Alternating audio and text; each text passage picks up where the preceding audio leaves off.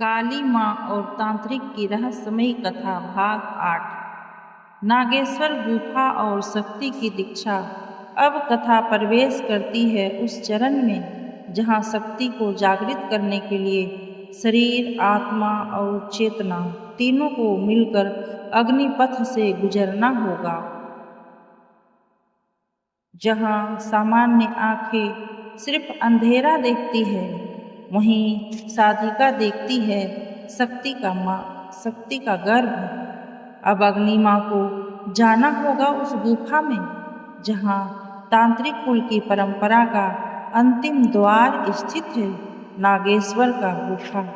अग्नि माँ और त्रिलोचना योगिनी निकल पड़ी एक पर्वतीय स्थान की ओर जहाँ स्थिति थी नागेश्वर गुफा, जिसके द्वार पर शिलालेख लिखा था, मौन ही मंत्र है और सांस ही साधना।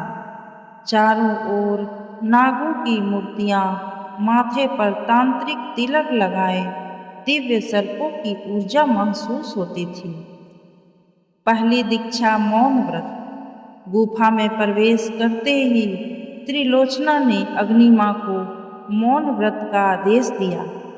72 घंटों तक बिना बोले, बिना कुछ खाए, केवल अपने अंदर के नागों को शांत करना था, जो भय, क्रोध और वासना के रूप में लहराते हैं।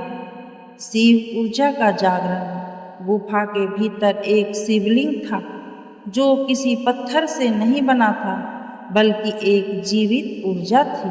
अग्नि माँ ने जब अपने तिलक से स्पर्श किया तो बिजली सी कौंधी और उसका मस्तक जल उठा।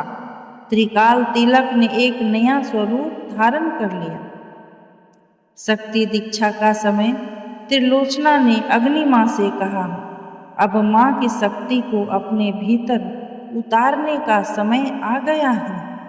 वह एक काले वस्त्र में लिपटी मंत्रों से युक्त शक्ति पट्टिका लेकर आई और अग्नि माँ को भस्म से रेखाएं खींचते हुए तांत्रिक मुद्रा में बैठा दिया। दीक्षा शुरू हुई।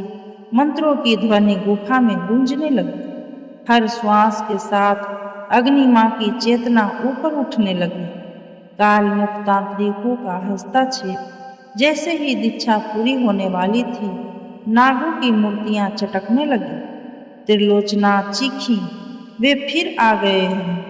काल मुक्त तांत्रिकों ने नाग ऊर्जा को तोड़ने की कोशिश की, लेकिन उसी समय नागेश्वर देवता स्वयं प्रकट हुए, अर्धनारीश्वर के रूप में। उनकी आंखों से निकली अग्नि लहरों ने तांत्रिकों के प्रयत्न को विफल कर दिया।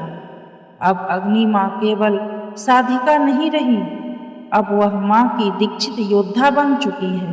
लेकिन अगला आदेश उसे ले जाएगा उस स्थान पर जहाँ उसे स्वयं मृत जड़ी की खोज करनी होगी, जिसे लेकर कोई जीवित नहीं लौटा।